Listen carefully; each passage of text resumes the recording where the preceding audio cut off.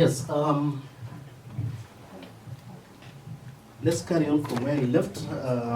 Tunaendelea kukutana, tuko kwa mkutano. And I want to introduce parts of a meeting, 3 parts of a meeting. And the idea here is that mkutano tu si ile siku ya mkutano. Si huwa tuna notifyiwa kwa kuna mkutano. So mkutano mwanga imeanza hapo. Imeanza huko nyuma, siku ya kupanga, then siku ya mkutano wenyewe, then baada ya mkutano. If we are going to have effective meetings, ideally tukiongea tu juu ya mkutano, watu ufikiria tu ni hiyo siku tu ya mkutano ndio mkutano. Hata mtu ana switch off tu, anakuja tu anafunguka hiyo siku ya mkutano, tunaongelea maneno yetu, tunaongea hiyo siku, tuna switch off tena mpaka siku ya next ya mkutano. But ideally a meeting should have 3 parts. What are these 3 parts of a meeting? The first part is preparation or prepare. The second part is meet, and the other part is follow up. This is very important, very very important. Kama mkutano hakujapangwa, tutafika hapa kama hata hakuna venue, hata hakuna microphone, hata hakuna maji kwa meza. Na hiyo mkutano haita. Hiyo 14 days unakuwa the agenda inafaa kuwa imekuwa set na imetumiwa members. Anything that is to be discussed in that meeting inafaa kuwa imetumiwa members. Kama ni annual general meeting, kwa tunaangalia nini? Audited accounts, right? Yeah. So your audited accounts members wanafaa kuwa nayo in advance. Sasa mnakuja kuambush tu siku ya mkutano, mnawaambia ndio hiyo audited accounts. Mtu anajaribu kupitia, time imeisha. So when we send this in advance, watakuwa na time kupitia 14 days. Mtu ukishapewa accounts unaweza siangalia, you have time. Whatever it is that needs to be discussed in that meeting, mnapewa, if kama ni reports pia mnaiangalia, mnapata, mnasiangalia, mnasipitia, so that by the time we are coming for the meeting we are well informed, na hata utakuwa na umetengeneza maswali yako yenye unataka kuuliza, or any clarification that you want to seek during that time. Then after the meeting, tukishamaliza mkutano, hatufai kufunga tu mkutano. There are some action points zenye tutakuwa tumejadiliana na tumekubaliana. Tumesema hii na hii inafaa kufanyika, this and this inafaa kufanyika by this time. So hiyo mwenye anatengeneza minutes I think, sijui kama mlionyeshwa sample of minutes na daktari, kama hajaonyesha ataonyesha so that mnatengeneza minutes na mnaweka kule mwisho action point and who is to act, so that this follow up before the next meeting. Kama ni secretary anafaa kuwa amekumbusha so kama ni finance officer alikuwa anafaa kufanya something, kama ni chairperson kuna kitu alikuwa anafaa ku action, tunafaa kufuatilia, kumuuliza, unakumbuka in the last meeting walisema ufanye hivi, this is what we mean by follow up, so that by the time we are coming to that next meeting tusijirudishe tena, kuna kitu ilikuwa inafaa kufanywa haikufanywa, then inakaa inapenda. Have you ever seen something kwa agenda zetu inakuanga pending for 4, 5, 6 successive meetings? Ilikuwa pen juu haikuwa actionwa tena, tukikam to the next meeting bado tunasema hii mlifanya bado, wacha tupend hiyo agenda item for the next meeting. But when we do a proper follow up, kama chairman labda alikuwa amesahau, the secretariat anamuuliza chairman, you are supposed to do this by this time. How far? So you see, sasa hata kama nilikuwa na mashughuli itabidi nishughulikie hiyo kwanza, so that come next meeting tusijipata tena tuko kwa ile we are discussing the same thing under matters arising all the time. So these are the three parts of a meeting, very important. Let's look at each one of them. The first one is preparation. Preparation for this meeting. So what happens in preparation? We set the purpose and create the agenda. We set the purpose and create the what? The agenda. Nani huwa anatengeneza agenda by the? Who? Right? So the chairman and the secretary will do that. Probably present it to the board to say these are the agenda items that you are supposed to discuss. And even sometimes if we are still small like we are now, you can even kama kuna vitu ya kuresearch watu wakuwa wamefanya nini? Wame-research, so that we will have a productive meeting. Then the space, the venue. So you people came here on Sunday or Monday? Sunday, yeah? When mlikuja hapa Monday mlipata tukipanga viti. Silikuwa shapangwa. That is how it's supposed to be. You organize that in advance, so that by the time the members are coming, the venue is already set. During the meeting,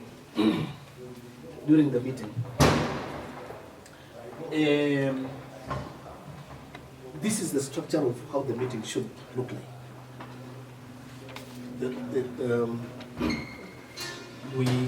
The program of the meeting, ideally. We have the check-ins when we come in. We have the welcome. Normally we say welcoming remarks from the chairperson. Is that what we normally do? Yes. Role reminders. Then we also remind ourselves what are our roles. Who is the secretary, as we take minutes and all that. So we will do briefly that way. Then the main agenda. In the main agenda, these are heavy things that needs to be discussed. So if there are those reports that needs to be discussed, we discuss those reports there. The financials, the chairman's reports, the auditor's reports, which are the supervisory reports. So all these come here, and they are discussed, and resolutions are made. So if there are those that we need to make resolution, like we want to do what? To appoint our auditors, we want to the borrowing powers, to set their borrowing powers, we want to amend the bylaws if there's anything to do with that. We discuss them under the main agenda. Then new topics, if there's something new that we need to ventilate on, then we make announcements, then we adjourn.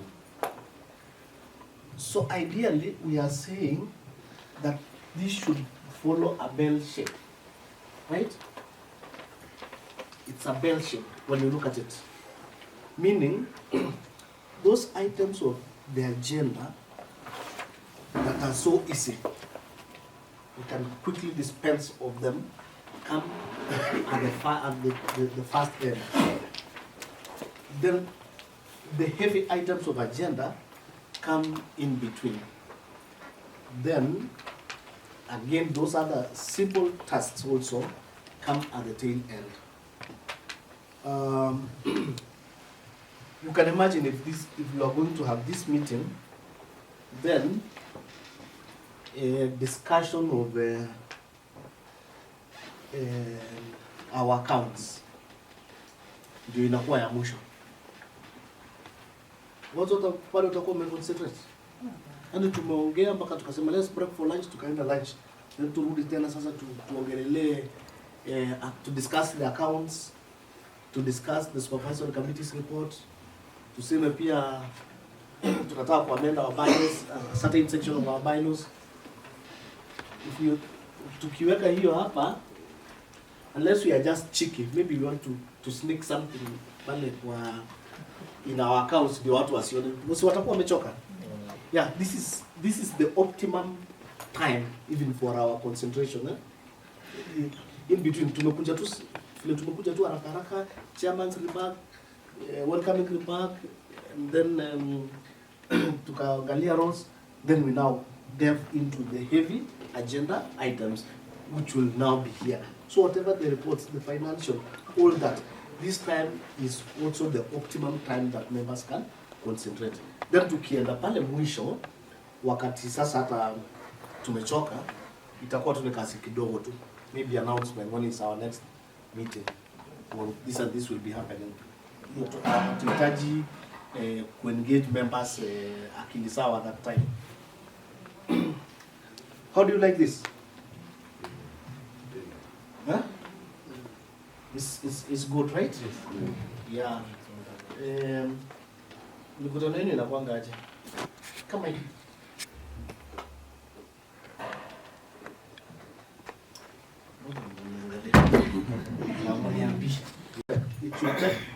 What shape? Tulisema bell? Yes, mnajua kengele vile inakaa? It should take that shape, bell shape. Lighter items at the start and at the end, heavy items of the agenda in the middle, right? Yes. Correct. So the next part now, the third part of a meeting is follow-up. We call it IBM, in between meetings. So in between this meeting and the next meeting, what happens? Are we just going to just sit and wait for the next meeting? No. What we do is we send out meetings. Minutes, sorry. We send out minutes.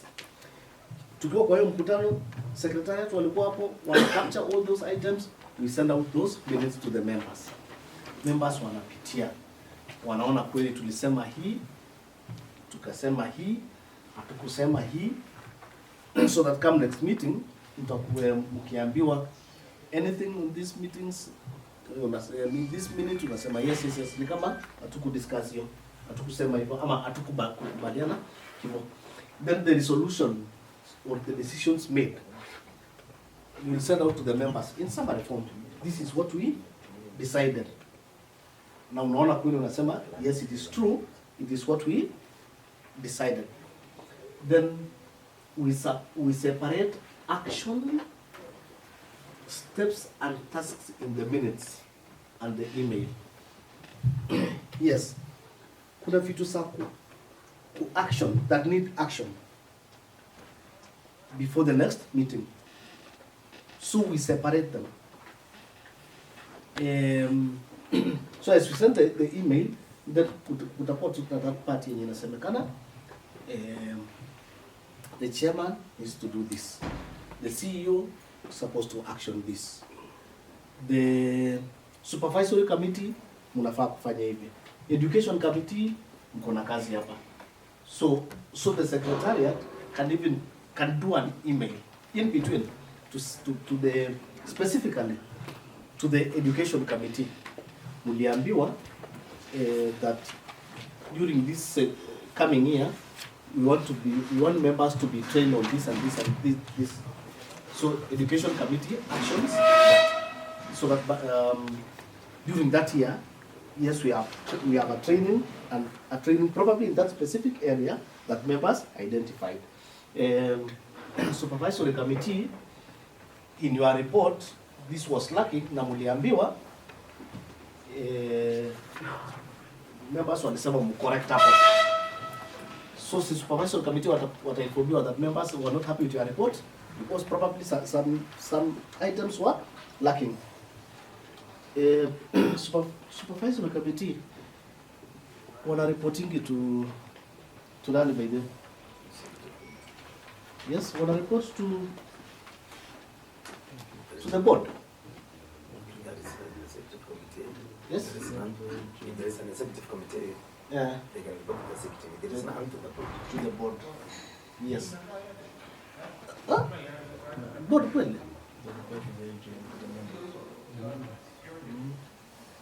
Please take note that, because I'm sure if you are still constituting, you are going to, you are supposed to have a supervisory committee. Supervisory committee, I think mliambiwa hiyo ni watchdog, right? They are the watchdog, so they cannot report to the same board yenye they are watching over. For cotton growers in this country, and this is their agenda for the day, for their AGM. How was the agenda? Sorry. Walisema minutes confirm, reports present, audit adopt, surplus distribution or investment decide, officers elect, annual borrowing power determine, auditor appoint. Now this was the meeting that they did in October 2020. Mtu angalie hii mkutano. Iko bell shape kweli?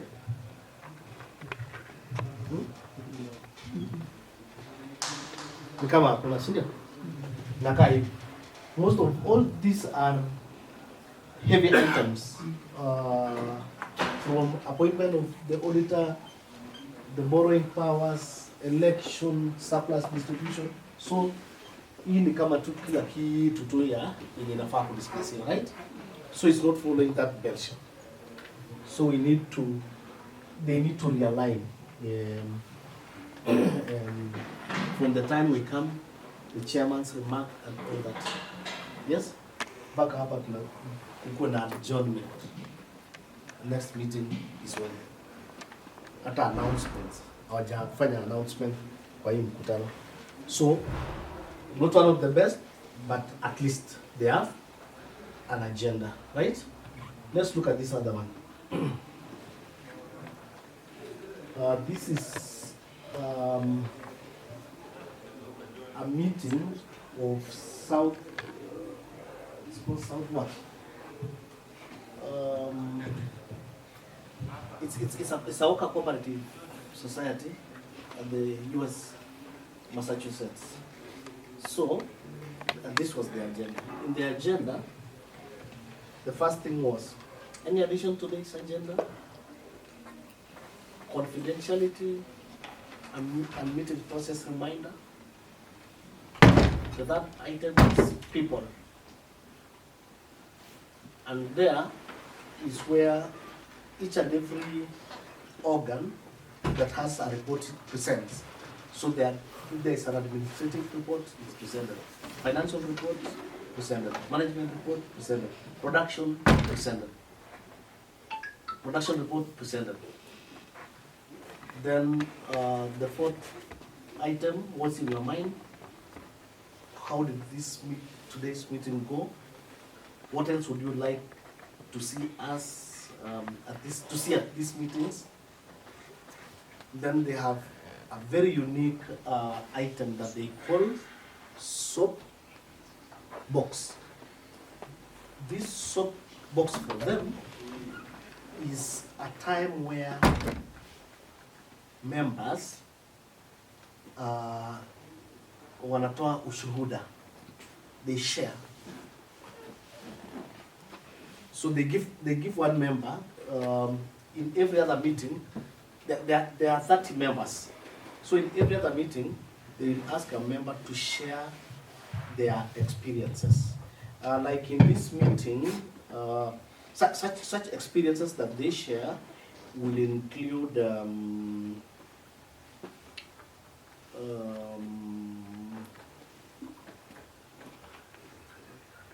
let me check what the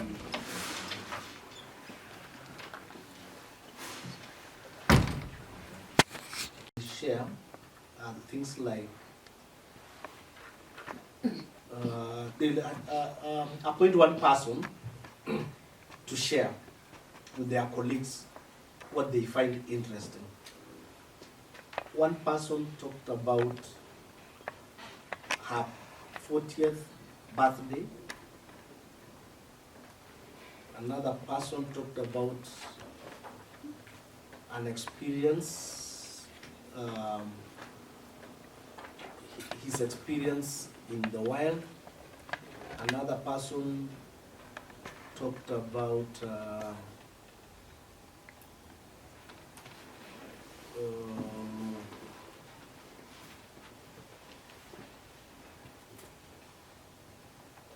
another person talked about his family meetings.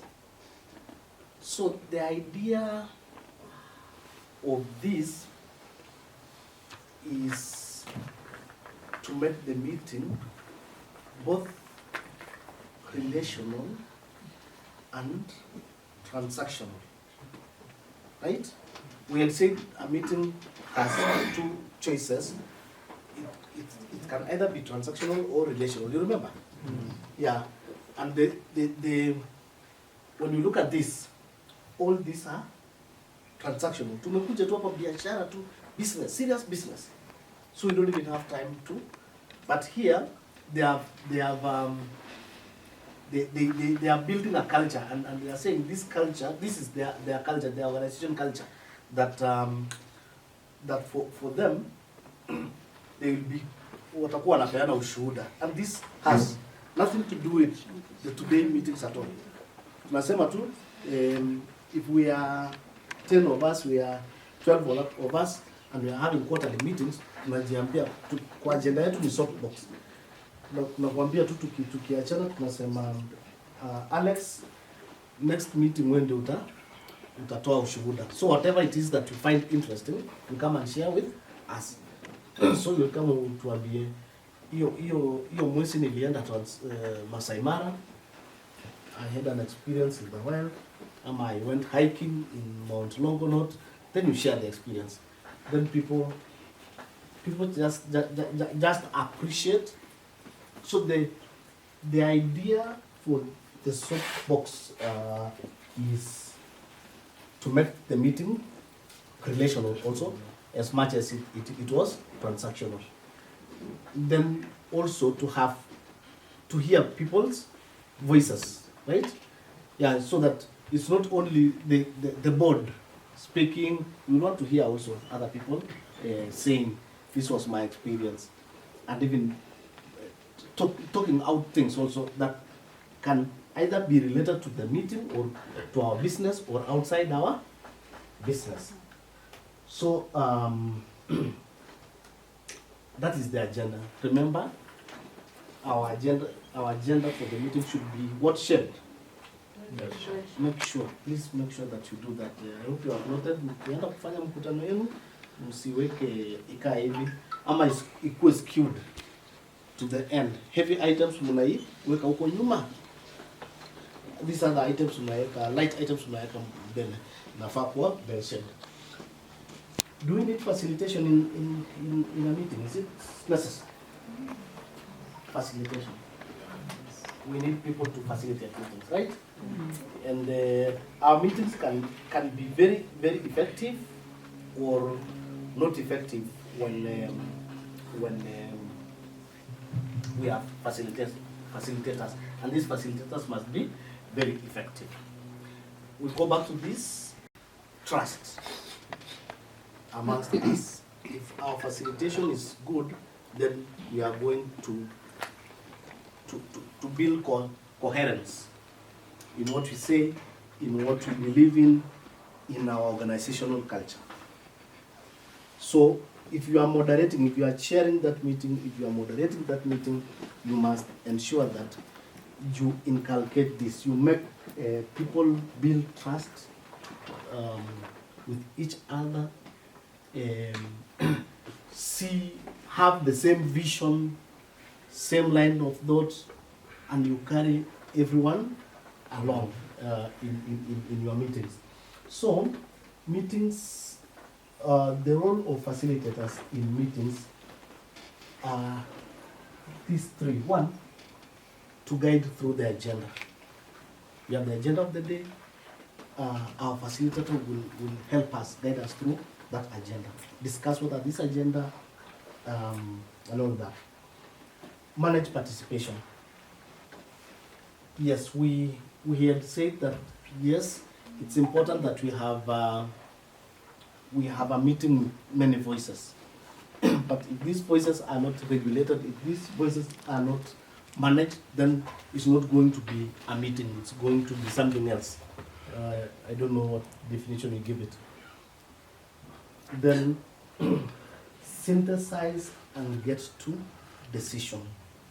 If you are chairing a meeting, you ensure that you lead members to take or to make decision. So there are the issues that we are discussing here. Give members an opportunity to discuss, then at the end of the day, you put it to a vote. If there are those issues that needs us to put it to a vote, whether the vote is by acclamation, whether it's secret vote, and all that. So it's the the facilitator of this person chairing that will do that, will guide us through the synthesis of this. If we are talking about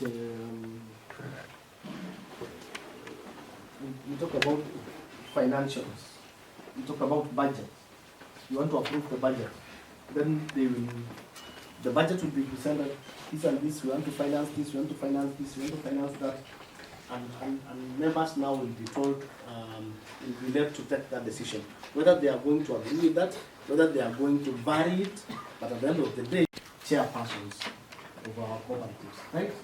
Kuna mtu else kuchair hapa kweli? Sisi ni leaders. We can chair, we can facilitate, we can chair, and therefore we can facilitate our meetings. What are the tips, facilitation tips? One, guide through the agenda. Why are we meeting? So tukianza mkutano, anza kwa kuelezea why are we meeting, and we can use POP, POP, as a way of guiding that. POP means define the purpose of the meeting. So whether it's an annual general meeting process that you need to go through to achieve that. This is also a very important skill that you need to have as a facilitator or a person moderating or chairing a meeting. You need to manage participants. Watu wamenyamaza. How are you going to manage that? Huh? Kiboko. Na twanga mpaka wanaongea. Yeah. You may find people in a meeting not talking situation. And I hope you have seen we have kept doing it here separately. You prompt people to talk, right? You prompt people to talk. You ask a question. Yes. Peter, Paul, what do you think? What say you, Khadija? Right? And right there. And people will discuss them, right? You can pair. You can pair people. You can say, people, can you discuss this issue? Then we will present. So somebody might not be free to speak at the plenary, like we are doing, but if you, it's also important. You can. You may find that the environment could be a bit tense, or the environment could be people are not speaking, people are tense. Then you can say, let's take a break. Let's have a breather. Tukakunywa kachai hapo nje, then turudi to discuss the item. So people will go, wanaenda wana discuss. When they come back, so as a facilitator or as a chair, to do what? To moderate that, to manage that. Yeah? So do you do in such a situation? You ask people to synthesize. Think about it. How about this? So you help them to arrive at a decision. You do a straw poll. Unawekea hapo ka polling. Unaambia, can we now poll to this? How many agree to that? How many do not agree to that? Then we to take a decision and you don't want to be to impose that decision, unaambia okay, let's do a poll. Unaweka hapo February, unaweka hapo January. Then we poll. Tunaona February imepita 50%. So wengine ni then we agree. So that will help them. You can also feast to 5. Yeah, then that you help them. You help them to arrive at a decision that way, and you can even also line up. See, kuna mlolongo pia. It's a way of voting, right? Yeah. Ile tuliambiwa era ya Moi ile yenye ilikuwa fupi ndio ilikuwa imeshinda. Kuliko ile nyingine. Tumepanga line, tunapiga kura, tunasema haya wale wa so and so hapa, wale wa so and so hapa, na tunaona tu kabisa hii line ni mrefu, lakini tunasema afanda amewin yake imefika hapo. Anyway, but it's also a way that we can use to do what, to arrive at a decision. We can also vote by lining up. Labda watu wamechoka tu hivi na unataka ku make them new, unasema hii tupigie kura na hii kura itakuwa ya mlolongo. Wale wenye wa February wakae hapa, wale wa January wakae hapa, wasimame hapa, tupange line, then tunaona we take a decision and so those are just but a few ways in which you can help your people to take a decision and to vote. And we have said we are voting for several things. We are making resolutions for several things. We might be voting for, we might be doing elections, we might be approving budgets, and all those issues that we want to do to make decisions. So, kwa mkono wa kulia, mama roda, nasonga ugali, kwa mkono wa kushoto, tunafanya zote mbili, kila kitu kufanya. Mama roda, anasonga ugali, kwa mkono wa kushoto, mama roda, anasonga ugali, kwa mguu wa kulia, mama roda, anasonga ugali, kwa mguu wa kushoto, mama roda, anasonga ugali, kwa kiuno chake, kiuno bwana, Kiuno itajike wewe. This is a small activity to help us now come up with meeting agendas. So before you have a meeting, we should create a what? An agenda. So each team will appoint a note taker and a presenter. So with the activity, you need to appoint 2 people. One person is going to take the notes on behalf of the team. The other person is going to for what? Alpha Prime. Hapa tuko na wananchi, ndio. Hapa tuko na Dovoshe. Tuko na the climbers. So I want you to appoint someone to read that activity. So ile iko na story, acha na hii. Hii ndio mtajaza. You have 2. You have 1. So you need to have the story. There's a story now. Kuna ka story kako hapo. So based on that story, come on, a story from the background. So based on this story, you'll come up with the outline. So in the answer sheet. So for a story in an answer sheet, it's out. So someone can read the entire thing. Someone has to do something. So based on this storyline, so need to have a timekeeper. Our timekeeper is there a copy, timekeeper. When you get a timekeeper, so what you do, you tell me after 20 minutes to end. So you have exactly 20 minutes to do the work. So let us engage.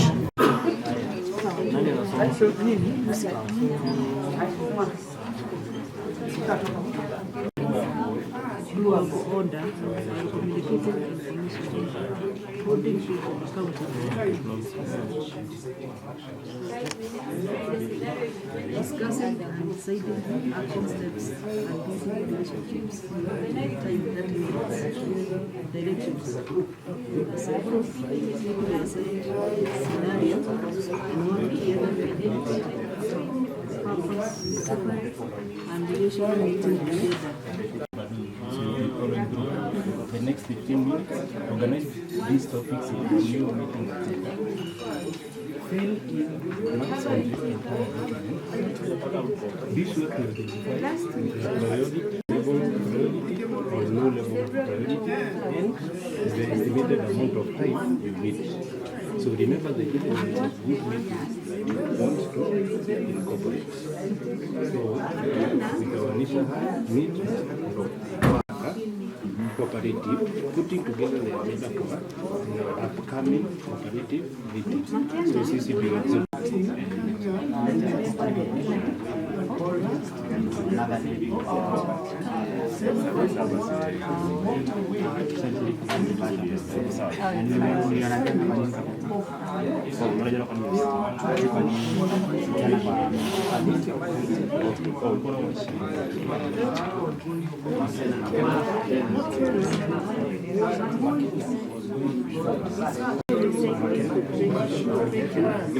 Learn from the experience as a worker to There are several important items that need to be repaired.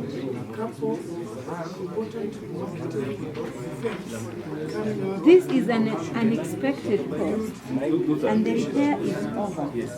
That is in the budget by more than 20%. Several important items that need to be discussed and taken. There is a problem with one of the vehicle and it needs to be repaired. This is is over what has been budgeted for by more than 20%. The cooperative needs to be placed.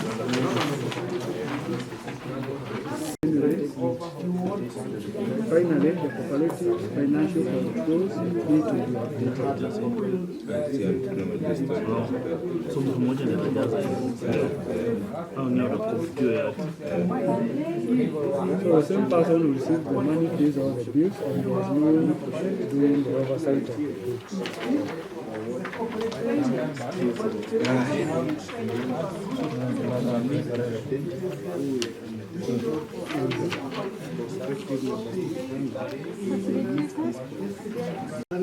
The same person who receives the money pays all the bills, and there is no one doing oversight of the books. Umeshika story ama tulijui?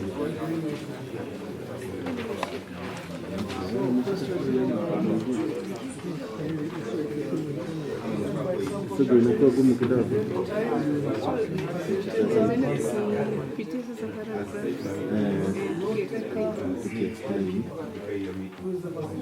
So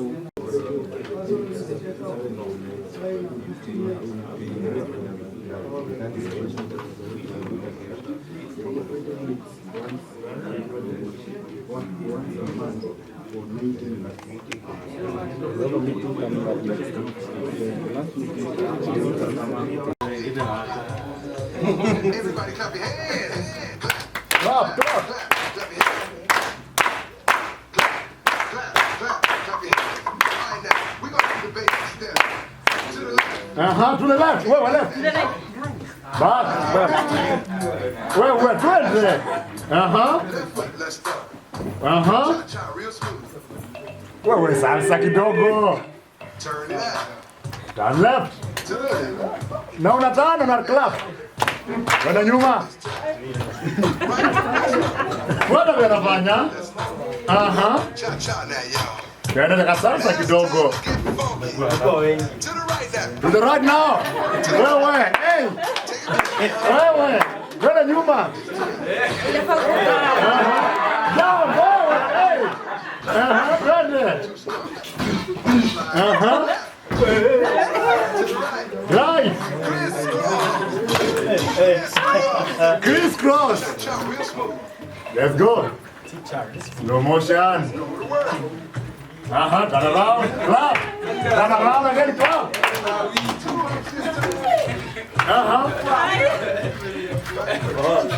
Right foot. Left foot.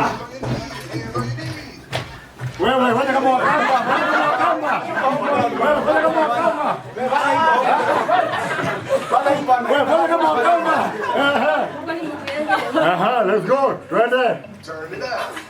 Left. To the left. Kwenda nyuma. 5 hops this time. Jump, jump, jump, jump. Hapo. Foot, let's stop. Done. Left foot, let's stop. Done. Right foot again.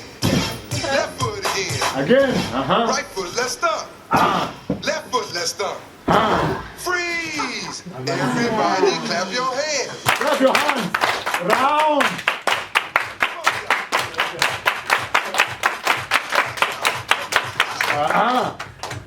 Can you go down low? Go low, go low. Amuka nayo. Amuka nayo. Inuka tena. Left foot. Cha-cha, real smooth. That's smooth. Turn it out. Turn around. To the left. Kwenda nyuma, kwenda nyuma. Reverse. Reverse. Let's go. Right. Reverse. Tena. Let's go, let's go, let's go. Again. Turn it out.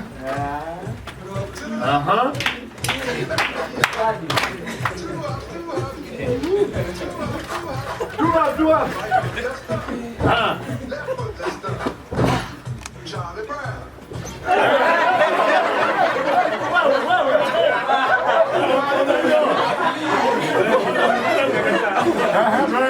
Go back. Thank you. Yeah, so thank you.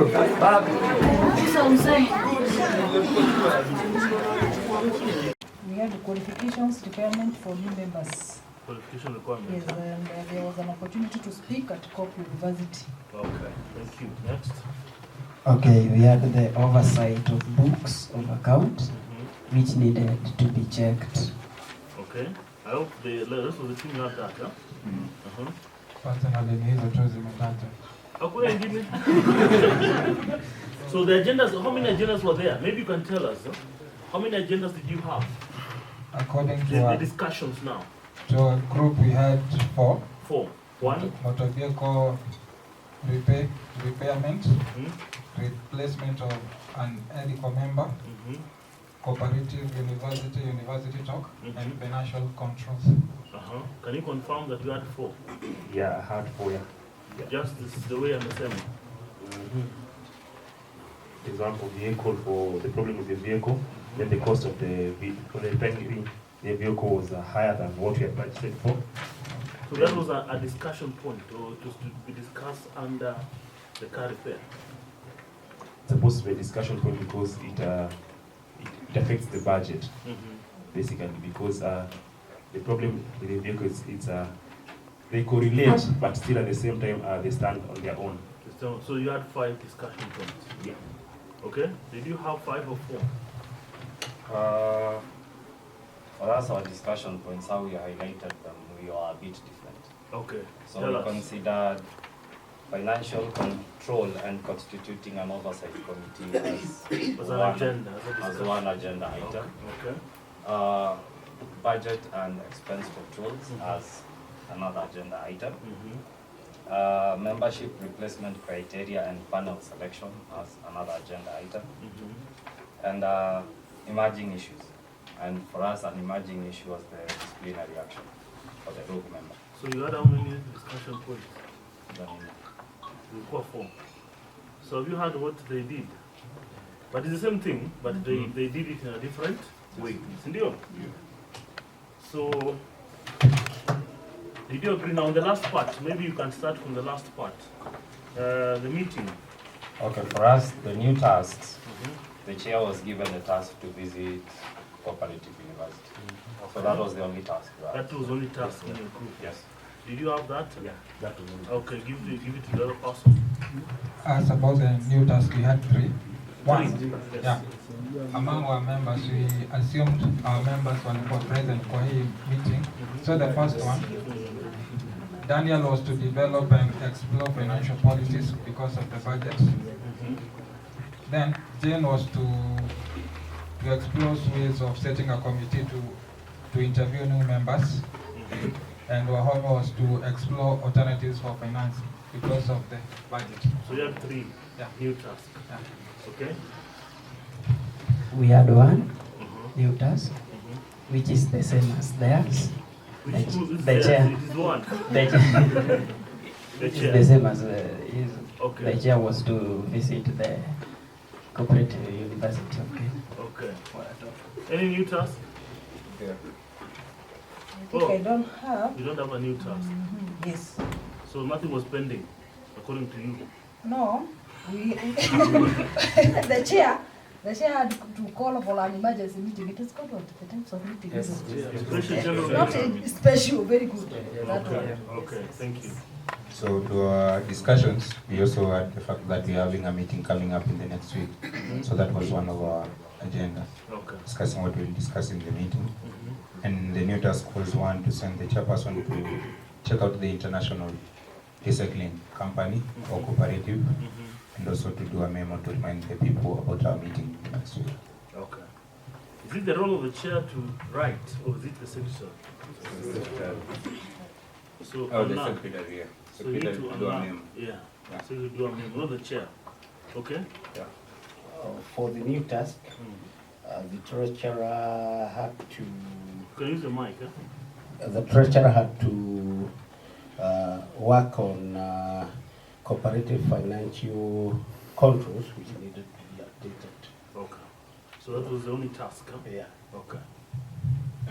As we had the three tasks, number one was to create an oversight committee that was to look on the welfare of the stars and about the finances. Then we allocated one person to supervise on the motor vehicle repair, putting in consideration that the repair cost has gone up, so that we can look deeper into the matter why the cost is going up. Then we have to create an interview and also to have a disciplinary committee for the road and for the road. A way of issuing notice or agendas. And in this way, we need to start by something called preliminaries. You know the preliminaries? The chairman is supposed to do the preliminaries. So in this case now, we can relate this to the check-in. So of course here you need to start by prayers. You see, you are a prayerful country. Sindio? After kuomba, apologies. So when you go for a meeting, you may realize that most of the time you may not be all of you. So apologies are supposed to be captured. Then after that, confirmation of quorum. See, unajua quorum? Yeah, for you to have a meeting which is properly constituted, there must be quorum. Now, if you are three, what is the quorum for three? If you're only three in a committee.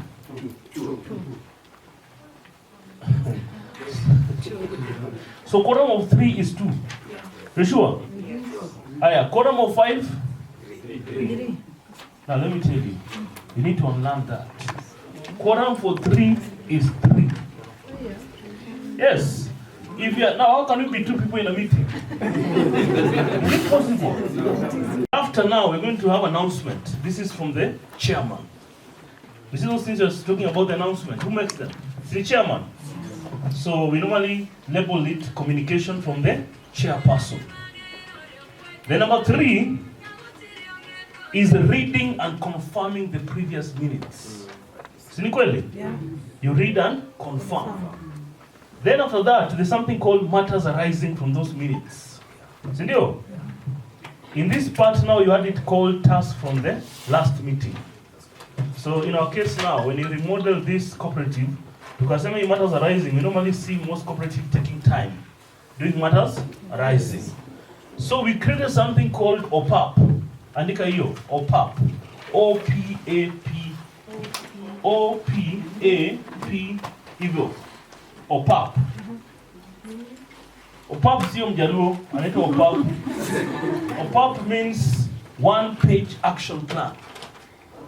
One page action plan. So instead of now going through the matters arising, you simply go through the tasks. This person was given this task. Who was it? Has he done it? No. So that's how you do the matters arising. Then after the matters arising, now you go to the main agenda. In the main agenda, that is now where we have now the 4 discussion points that were listed. So in that case study, there were 4 agendas.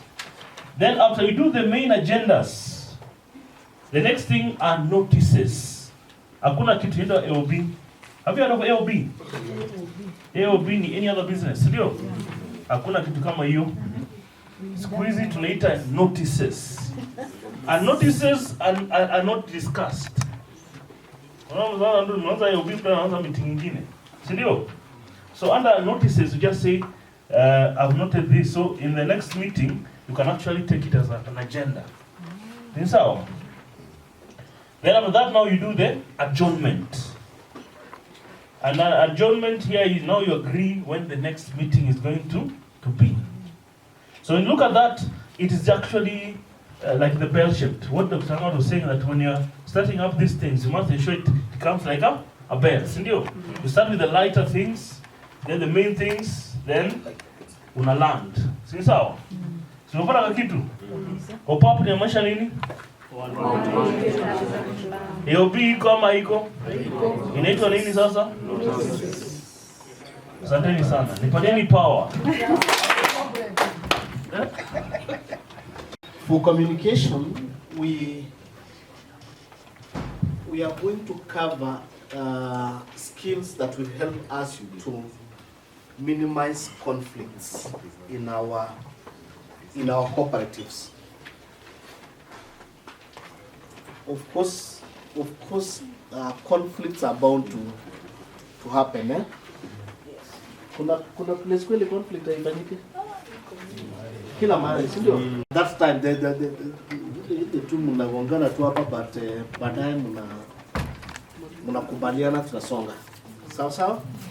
But before we start this, we also need to do a pre-test tuone kwanza kama tunajua some of the things there. So kuna kitu kamelishwa hapa context. We are managing people. We are managing people. Conflicts and communication revolve around people. So we are going to we want to make these pillars very strong, so that we can have a democratic worker cooperative. So we shall look at communication. Of course, conflicts arises among people, and communication will be between these people. So that is where we're going to into a new place, a new workplace, or even so when you came to the current place that you are working, or when you are meeting the group that you are for the first time, you must have trusted someone, or just make an imagination that you are working, you're getting to a new workplace, and you will find people there. What are the things that will make you trust someone? Or what made you trust somebody? Because probably you are in a place now that you one time you were new, and you met with some people there, some colleagues, and you ended up trusting somebody. What are some of the things that made you or could make you trust somebody? Can I hear from two or three people?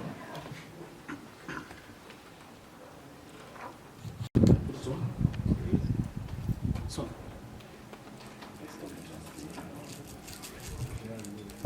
Yes. I believe how they conduct themselves. How they conduct themselves. All right. When you go to a new workplace, the way he handles you. Mtu amekuja tu alafu ana mnaongea unaona mtu ni kama ameniongelesha vizuri. Wasi When you report in a new place, there is that one person who shows you where to go for market, where to maybe to source for milk, something of the sort. On the house, I've come, I don't have anywhere to stay. She or he tells me or shows me, go to Greenpeace, go to anywhere else, you can find a house there. So I trust that person. And somebody is here and is willing. And madam, you don't know, this is what we do. Normally we talk for lunch, this is where we go. Are you likely to trust such a person? Yeah. Right.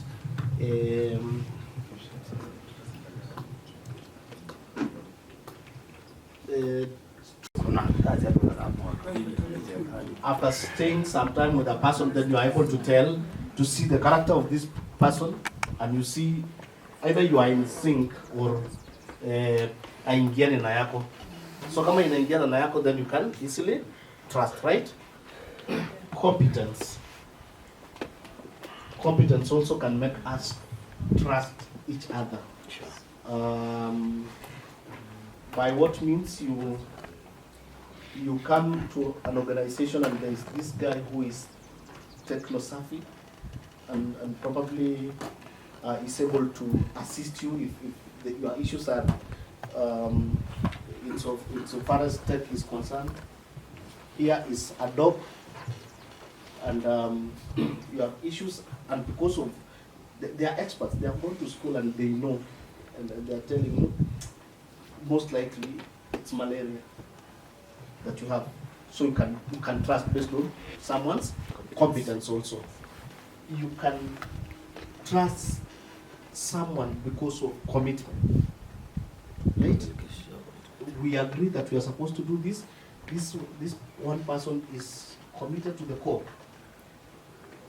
We want to achieve this. This person can work towards that, and you can see. So you can easily trust that such a person because of his or her commitment, right? Then communication also. The way somebody communicates can easily earn your trust because of how they communicate. So we call these the 4 C's of trust. The 4 C's of trust. So then, trust normally, when trust fails, normally there are conflicts. We tend to conflict. And what is this conflict that we are talking about? Conflict is disagreement. Conflict is difference or argument. Yes, when you are not agreeing on anything or on a particular issue, then conflict will arise.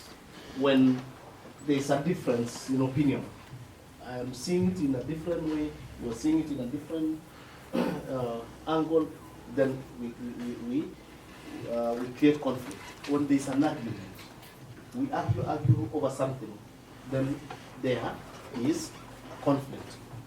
Conflict may also be mismatch of needs, mismatch of strategies, mismatch of values, mismatch of resources, mismatch of relationships to power. Then conflict arises there.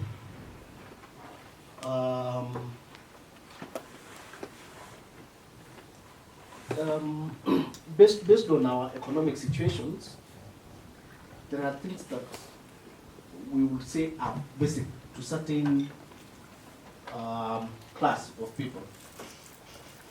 So, while, for example, someone from the affluent would think that having a car is so basic, so basic. You don't have a car. How? Right?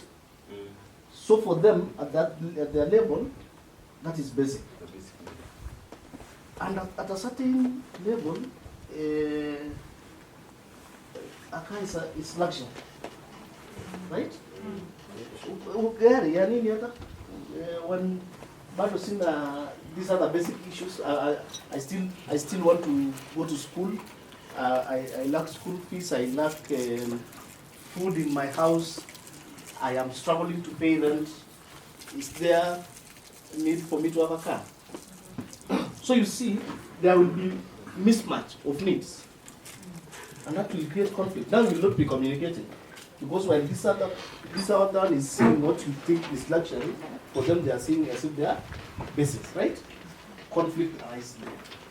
Conflict may be personal, may be political, or may be structural. Yeah, you may differ with somebody. Na unasema tu, mimi na nani ni kama hatuingiani. So it becomes personal, right?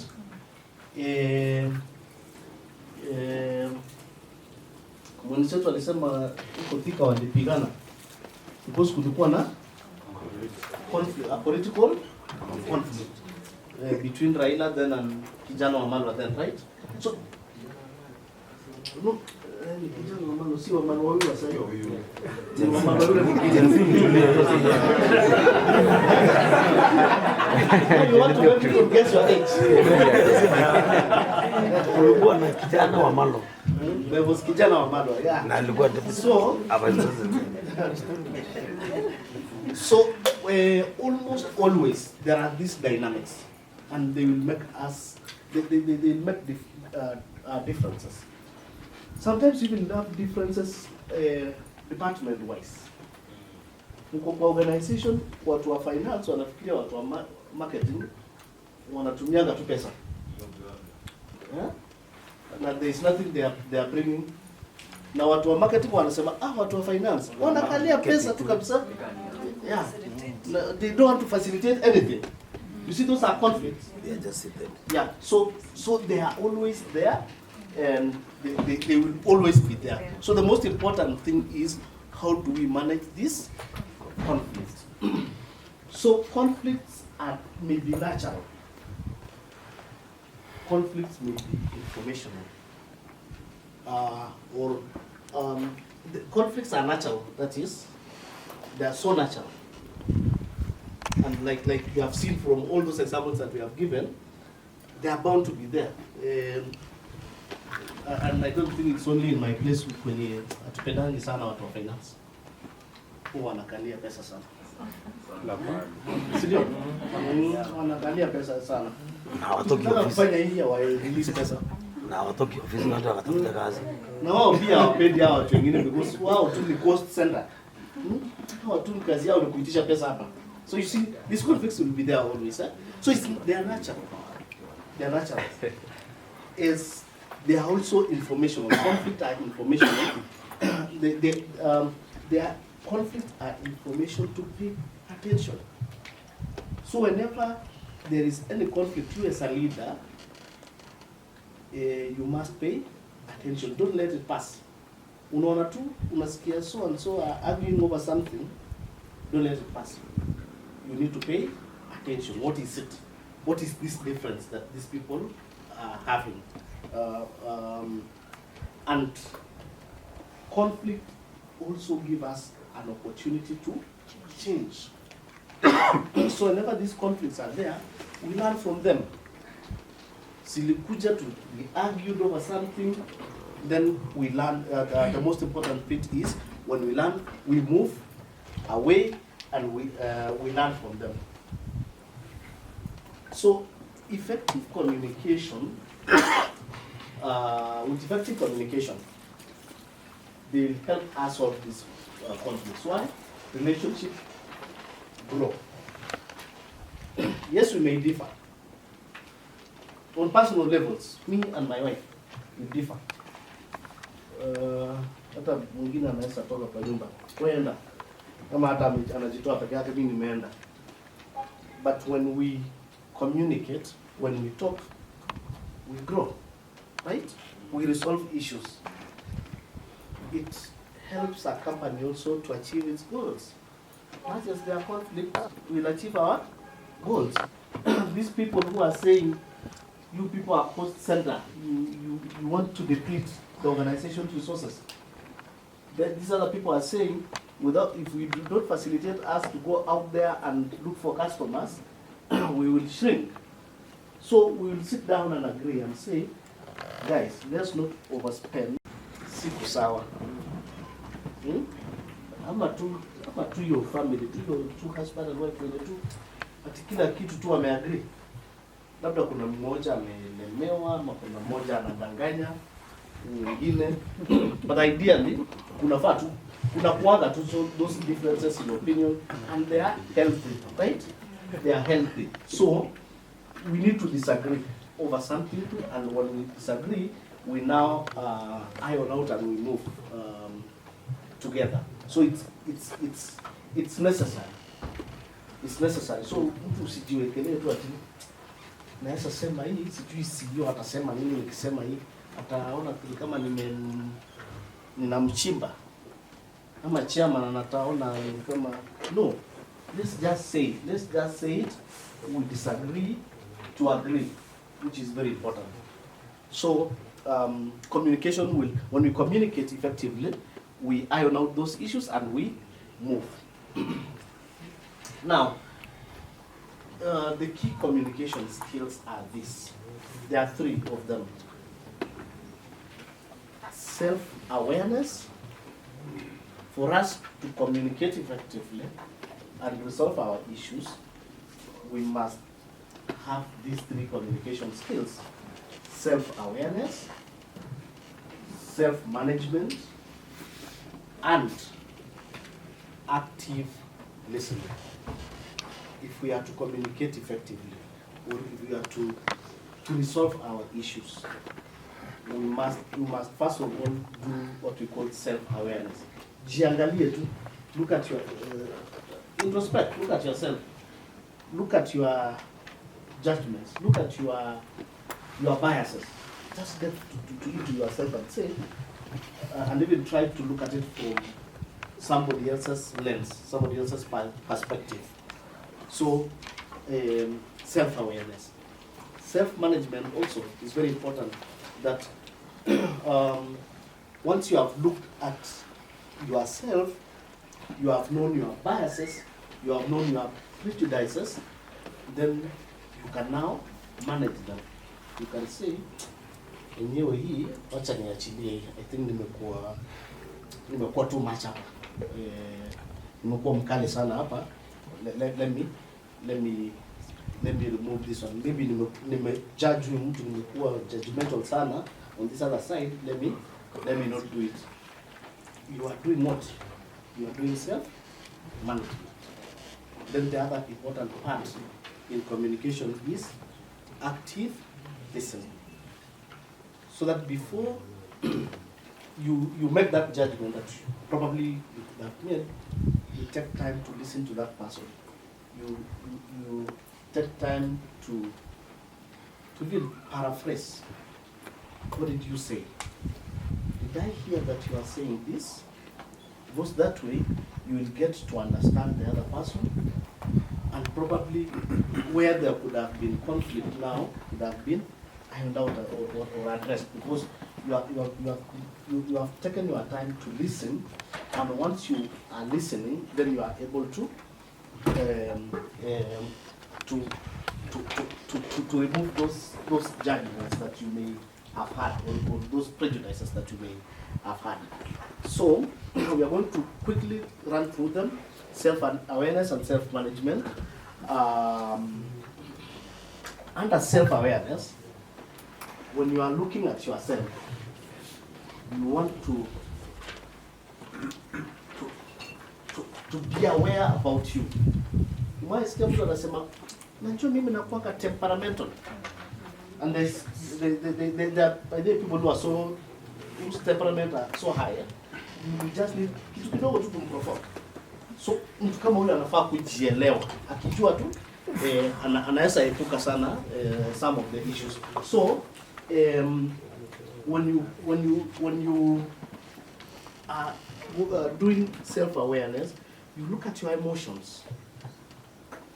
How do you react to issues? Are you that person who is temperamental? Are you this person who is very explosive? Kitu tu hivi yeye ashalepuka. And do you know that person is even better? Because you can understand it. Kuna ule mwingine tu hata unamkasirisha tu amenyamaza. Na anaenda hata wewe anaweza kukua. Bosi amekasirika hata ujui kama mtu amekasirika. But yeye tu umemwanoi tu akanyamaza. Wewe hata ujui, unaweza kuwa unaendelea tu kuongea na ujui kuna mtu hapa amekasirika yake yote. Hata yule mwingine mwenye ana explode hata utajua, you live in how to manage, hata utamwambia tu pole sikujua nimekasirisha. Hata mwingine hata ujui utaendelea tu kumkasirisha because amenyamaza. So self awareness is getting to know those the emotional pits of yourself, the assumptions that you have. Most people have different assumptions. People make a lot of assumptions about issues. So get to know why are you assuming this, that this is like this.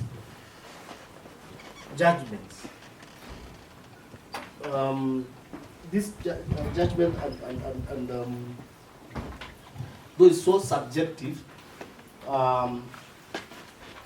because somebody judges. Unaona tu mtu anasema huyo so and so. Yeah, so once you are aware about this, then it helps because you would have gotten to know and to understand yourself, and how are you going to manage this. You would have dug deeper into you, getting to understand, and you are asking yourself, what are these issues that makes me so angry? And you know this and this have a potential to reacting to this vibaya sana. Let me not even let me avoid this because it's going to cause more harm than good.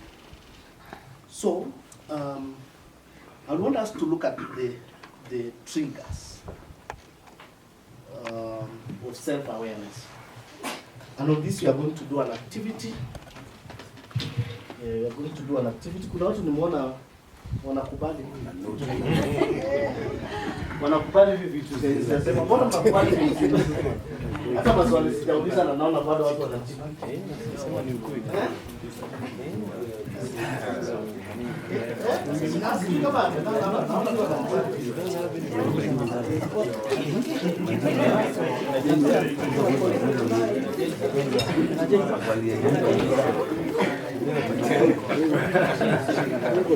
So let's look at these triggers.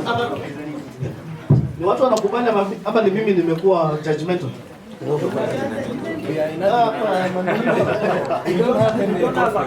There is no conflict. Yes.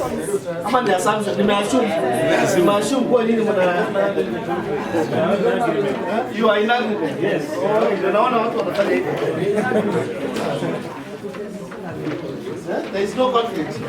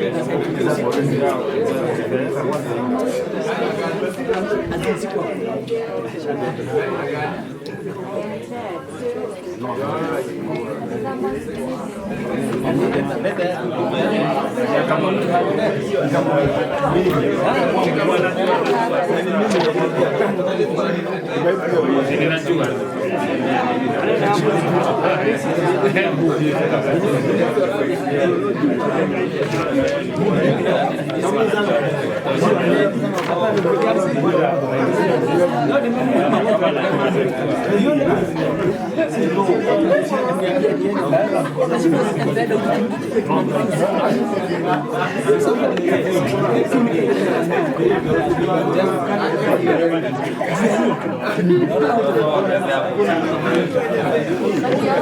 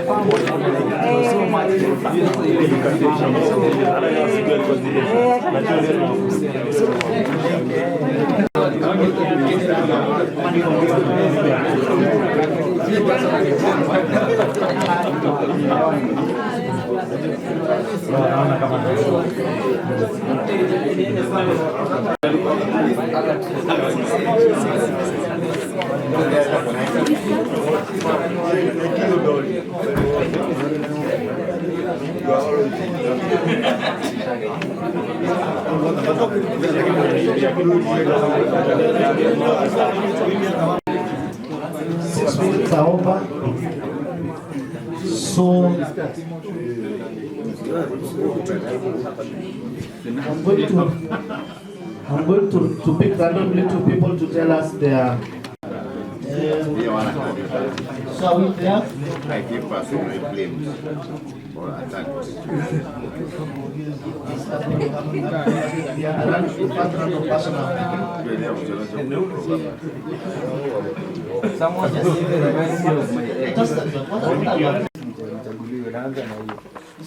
Yes.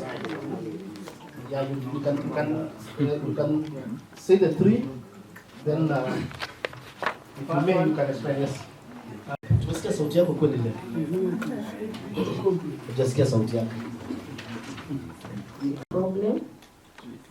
I feel personally blamed or attacked and get defensive. Then this is sexist or this is sexism. Hiyo hapana, unakasirika. When someone refuses to take responsibility for a problem, I get the sense that I'm failing or I've messed up. I hear the same complaint over and over again. All right. I think there is one that is common among the 3. Mulisikia? That when we are aware about them, then it will help us to solve issues. Because we know that as we get responsibility. So out of those triggers, for example, the one that was common, people refusing to take responsibility. So when you listen with full attention, unajua kuna ile kuongea tu, mtu anaongea sasa, okay, ati nilienda hospitali asubuhi kupeleka mtoto, okay, hospitali, hata hiyo tumejua hiyo hospitali yako unaendana, ile siku kuna kasi. But when you are able to actively listen with full attention, then you will understand, then you will learn, then you will remember, then you will communicate care. When people feel hard, the other person now, what happens? They do not need to repeat. So if it was a mistake that had happened, and this person talk and you hear them, they are not going to repeat because you've given them attention, you've heard them. They feel seen. Naona kweli, my boss cares. I behind a sick child, and he or she cares. So you feel seen. You can get better engaged. So you can if you do not rush to judge, sometimes other people even shout. This other person will hold back. They will not even tell you. Hajaonewa amekuwa hard, which is very important in communication, and it's very important. You have to face your speaker. Yes. Face your speaker. Mtu anakuongelesha, mnaongeleshana, mnaangaliana as you talk. You lean in as you communicate. Be mindful of your facial expression, because it also communicates. This is what we mean by body language. It also it's also part of communication, and it can help, and you can ease that tension by your body language. Mtu anakuja tu, and before hata afika anaona mtu combative, ataingia kwa mlango huko anaona umekasirika kabisa, ni kama watu wanataka kuchapa mtu. Will that person be free even? Yeah, but with your body language, then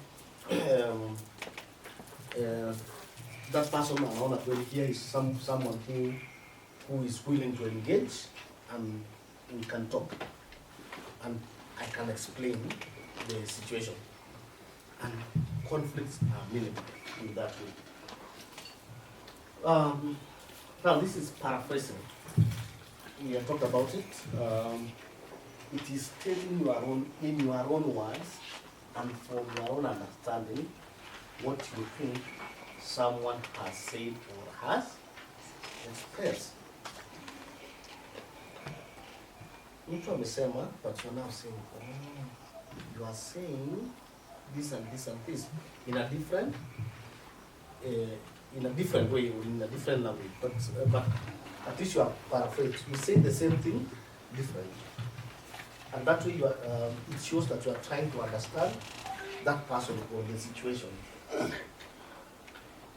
These are some ways in which you can paraphrase. So I think you said. I think you said you went to see a doctor.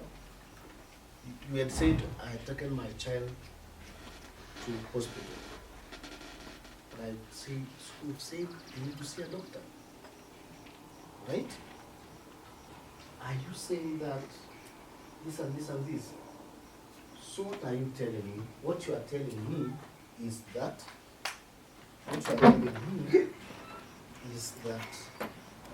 last night your child fell sick and you went to the hospital, and you just came back this morning. What I'm here, if I am hearing you correctly, am I hearing you correctly that? So you say you paraphrase, you just say the same thing, and that way you get to understand. You get to understand that person, and it will prevent miscommunication. This will prevent miscommunication, and conflicts are lessened by that. Let's look at these two cases, and I want two people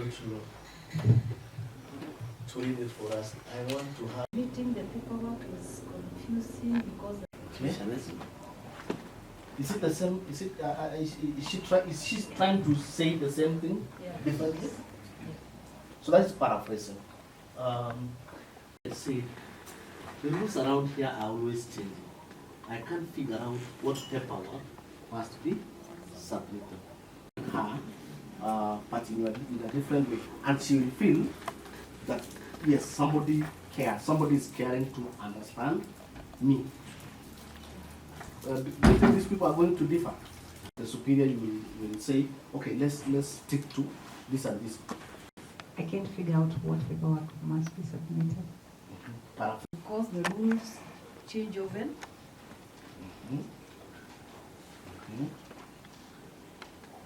Yes.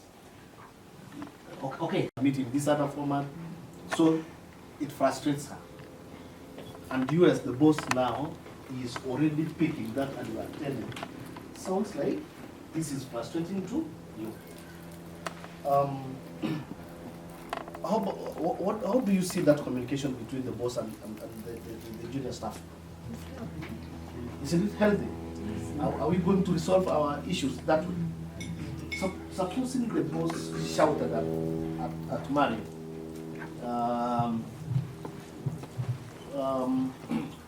to ask her that you must submit, you need to submit, what will happen? And her frustration will even be more, right?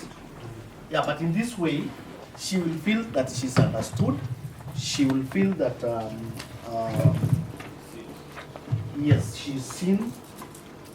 And probably they can even further engage and say, what if we do it in this, we stick to this format. Probably, let's stick to the format that we have done before. There will be communication there, and there will not be conflict. But if she's not, and if she feels that nobody understands her, then conflicts are bound to arise.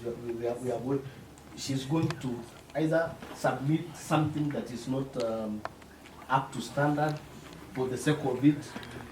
All right? All right. Let's carry on.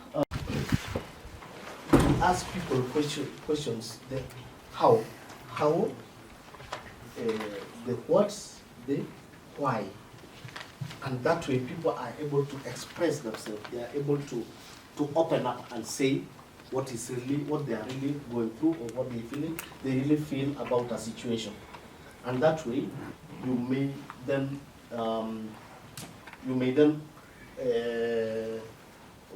manage to resolve conflict. I want another Mario and another Lydia. You're going to be Mario. You're going to be Mario, and you're going to be Lydia. The rules around here are always changing. I can't figure out what paperwork must be submitted. Sounds like... Yes, that is exactly right. I'm curious, how are the rules changing? Okay. Sorry. Now, again, open-ended question. Look at communication skills practice, and we're going to practice this role play.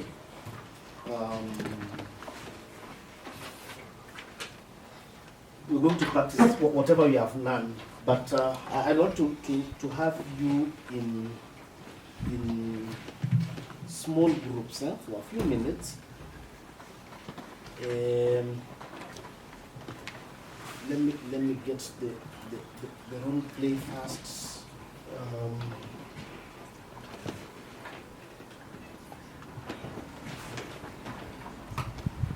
Philomena, you can assist. 3 seconds. Out, breathe out. Swing sideways.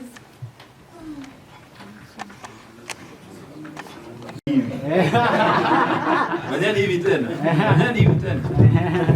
Tena. Wewe. Ili Amefanya mwinuke juu. Inua kabisa. Na uteremka. Mtu aiteremka wake. Tuende tukiteremka. Tuinue. Kuna mama kuja. Kuja mama. Mama hainuka, hataki kuinuka. Mama hataki kuinua mtu wake kwa mbinguni. Nasemekana tuinue mashida yetu kwa Mwenyezi Mungu. Mashida zinainuliwa vizuri. Tuinue tukiteremka. Teremka. Ziokote chini kupeleka juu. Chini mashida. Alafu tusiruche. Tusiruche. Thank you.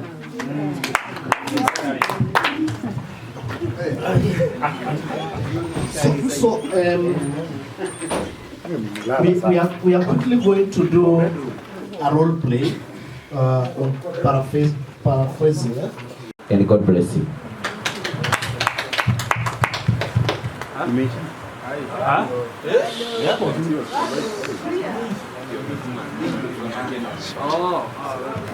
Oh, fudge. Sijui kutumia hii stand.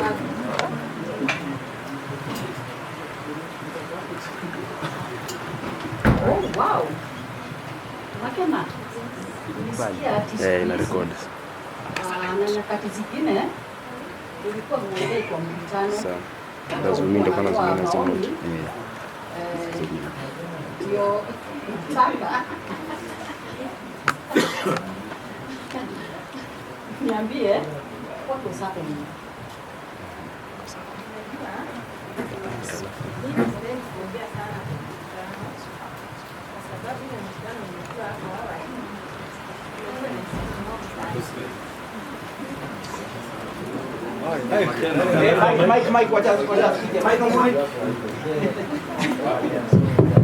One, two, check, 1, 2, 1, 2. Oh, wa Makena. Yes. Nilisikia ati nyakati zile uko naongea kwa mkutano. Hapa saa hii nilikuangalia nikiwa supervisor, anza kuongea ama kuuliza maswali kwa mkutano. Nataka kujua ni nini. Okay. Mimi sipendi kuongea sana. Kumekuwa na issues mob sana. The issues. Yeah. Nimesikia ati kwa mkutano ulikuwa unauliza tunakuwa na issues. Kuongea sana. Nataka kujua nini issues ilikuwa nini? Unaona ukiongea watu wanabaki wakisema ongea sana. Unaona afadhali tu ninyamaze.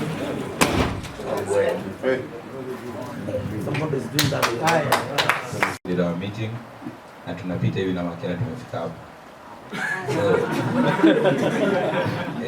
So you just have a privilege to catch our conversation in a few. So Makena is explaining. Yeah, there you go. So tushafika ni kwako sasa. Nasema that why don't you like to speak in our meetings or such? Explain, mbona umekuwa silent? I don't like speaking because my colleagues keep saying that we have so much conflict and just argue issues with not much to say. So you mean that the reason that you don't speak is because you fear the colleagues maybe saying that you have something against them or such? No, yes, because they make me feel like my self-esteem goes down and I just feel like I keep what I have to say to myself. But you know, Makena, you've been around for now close to 5 years. So your opinion really matters to us. What do you feel about us adding some more members to the cooperative? I think it's a good idea, but we can also hear from the rest of the colleagues who have joined us lately. Okay, thank you. So that's our that she doesn't like to speak because she feels that the other members will feel offended or she's being concerned about their welfare. Then, in paraphrasing, I said, do you mean the reason that you don't speak is because you fear getting into other people's places? Yes, and now that made Makena to even open up further. Now that it's raining, you can give them a thunderstorm. Later,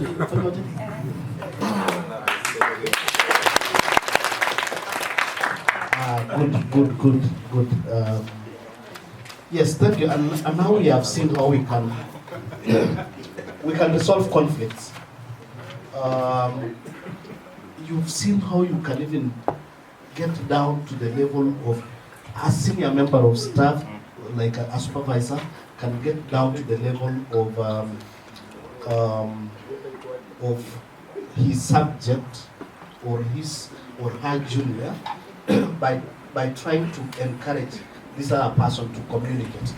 And you've seen how communication can help to resolve conflicts. Have we seen that playing out? Did you do it in your groups also? You did that, huh? Okay.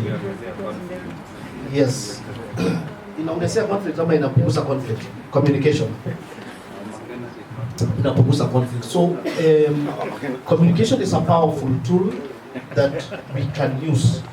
It can help us to minimize. We may not do away with conflict completely. It will still keep coming up. But yes, we can use communication to minimize these conflicts. We can talk. We can use all those tools. We've talked about active listening, and part of active listening is use of paraphrasing. We can pull back, and I also see pulling back. Was it here or there with them, where instead of you charging at somebody, you pull back, you step down and lower the temperatures, and that way you can get the other person to communicate back, to say what they are going through. The open-ended questioning or questions is very good because you open up the space for discussion, and you are able to discuss. The other person is able to fit in it and to say issues, and that way, if you are up there as a supervisor, and this other one is so down here, that gap there makes communication impossible. But you need to get to a point where both of you, or you are at the same level, and you are able to communicate together. And that way, when you are able to communicate, when you are able to address issues together, conflict can be resolved amicably to the satisfaction of all the parties. It can even be group conflicts. It might not necessarily be an individual conflict. It can be group conflicts. And again, as a leader, you need to look at that. And remember, we said that conflict is something to pay attention to. Whenever there is a conflict, if you do not want your group to sambaratika, whenever there is a conflict, do not ignore. Pay attention. Why is there this conflict? And that is what they were trying to ask McKenna. Why is it that you are not talking in our meetings, right? So there is a conflict. So that way you are paying attention to that issue. So it's an issue that you pay attention to. Once you pay attention to, you now look for ways of resolving it, and that is where we say change. We look for innovative ways of changing, and that way we can have worker cooperatives that people are able to coexist. You can sustain it. You can be sure, COOP officers who are here can tell you of cooperatives that went down because of conflicts. Watu hawaelewani. Eventually mlifanya agenda ile election yenye wakukubaliana.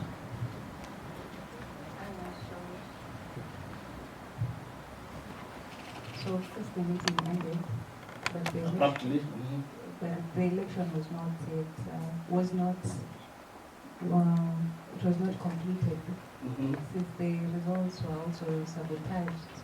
So what happened is they organized for a special general meeting, whereby they organized themselves, and we requested now that police officers now to also join the meeting in case such another scenario of the violence happening again. So we had a special general meeting for the elections. And you are able to do elections now without? Yes. No, wakakubali results? Yes. and they are still there. They're still there, but the conflict is there because the issue is with the management, and there was mismanagement of funds. Apparently, a lot of money was lost. So the whole conflict is still there. Yes. Are you doing anything to help them resolve what their independent and autonomous institutions you not want to have your nose in there? But it may end up collapsing. Do you have a role in conflict resolution as officers? We allow them to do their work since they are autonomous and independent. So they can do their business, and we cannot indulge in their activities. You can't stand in between and try to bring the warring parties to. So they're the ones who are supposed to choose leaders that are accountable, transparent, and leaders that can work for them, and the people that they trust. Once we choose people that are not transparent, that means even on our side, it will be hard to really follow up on what these people are doing on the inside. Yes. So at times it's really challenging to clearly follow what these people are doing. And in case we find a conflict in any general meeting, either in their financial performance, we take it down, and then afterwards we do inspections. Investigations. Yes. Inspections. Impromptu inspections, and that is when we actually come in, and then we can be able to give them recommendations. Okay, thank you, Mary. I'm probably going to say this because this is, and we can strive to resolve it, or even when we foresee this, we look for creative ways of resolving these issues.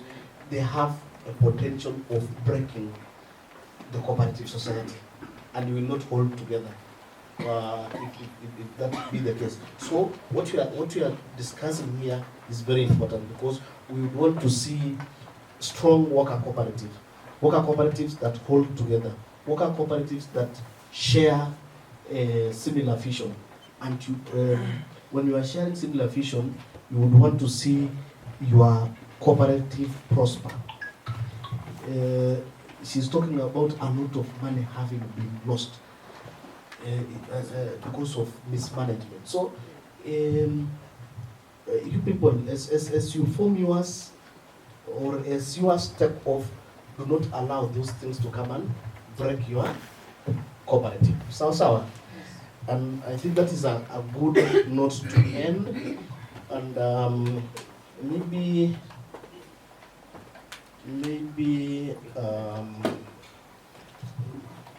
even as we are going to do a post test, maybe I can hear from one or two your takeaways from all this that we've learned today, from meeting to communication for conflict management.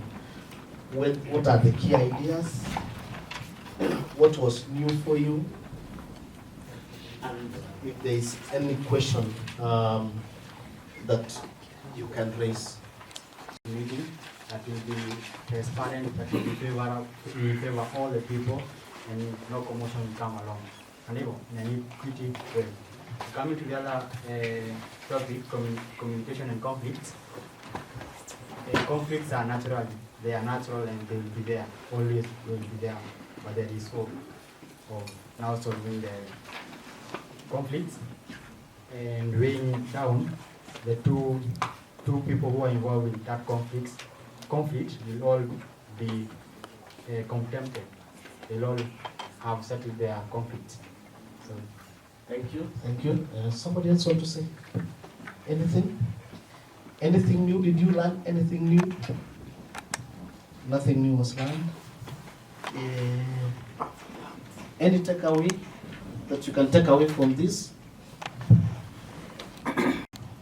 AOB is no longer AOB, this notices. I've always used the AOB's meetings, you know. I think I will introduce to them notices, not AOB. So the new thing that you are taking home is that we don't have AOBs again.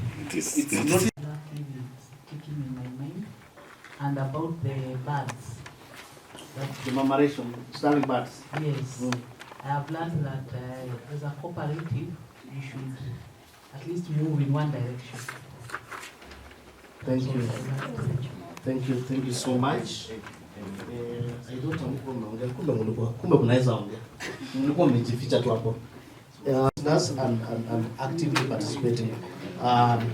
Let me see you tomorrow. Tomorrow we are going to be. Soko na hata mjaanza kuuza. Umeambiwa soko ni kesho. Mbona mwambie kuingia soko saa hii? Masaa ya kuuza ni kesho. Have this conversation and make like a way forward. So kwa wale wananiangalia, waangalie simu kwanza. Sasa unaweza inama uangalie simu, ufanye nini? Post test. Yeah. Doing that, it's a 5 slides. I think that what we'll do. Huh? Sorry? No. Friday asubuhi kuna vitu zingine. Ni kesho jioni. Kesho jioni hakuna session if I remember well. Friday asubuhi we will have Mike taking you through financing, and then after that we present. Then after hapo sherehe kubwa very important, graduation. Yeah. So tomorrow the activity in the afternoon. But we will present it on Friday. Tumeelewana? So now Friday usikuwe na zile stories za unajua sijui hatuko na time ya kutosha. Hiyo story ita challenge swali ukifikia tu. But there are only 5 slides. And you'll be given 20 minutes to do what? To present. Yani imagine 20 minutes. Ku present slides ngapi? 5. Then lazima mtuelezee vizuri yani tuelezee wasimu hawa wote ni watu wajui kile mnafanya, then you make them understand what you're doing. Umeelewana? Yeah, because now once you understand that, it means that it will be very easy now to go and sell that idea to any other person out there. Umeelewana? So the purpose of presenting is not it's not a defense kama kwa wale wameenda wainvest wanasikianga defense wanakuwa hii ni defense. We're just explaining and helping us understand what you are dealing with. So now if you are to convince someone to have to come in and support you, to have to have an idea of how to go about it. Because once you understand your product, once you understand what you are doing, it will be very easy to sell that product to any other person. Sawa. Alifika asubuhi, lakini Mungu ni nani? Mungu ni nani? Yeah, lakini walifika. Yeah, so I think with that, then we can call it a day. Ni kweli. Nenda useme mwishi. Hapo watu uliwaza kutangaza jina yako huku nje. Unamedanganya huku nje na wakama. Alafu hapo wanakunyonge naye. Yeah, so I think with that then I roll it back to the president or the deputy. Yeah, should we have a volunteer to pray for us? Spiritual leader Kesha Sindir. So someone to volunteer to pray for us so that we can conclude the day. Wale wenye wamesema tusiharaki tusiweke wakati. Pate mtu atuombe hapo. Thank you, Father, for this day, and thank you for the empowerment that you've given unto us and the energy to take us through the education process for the whole day and even for the entire week. As we even go home, we are protected in Jesus' name. We do pray for you and trust you. Amen. Chai imebarikiwa, mwende mkunywe.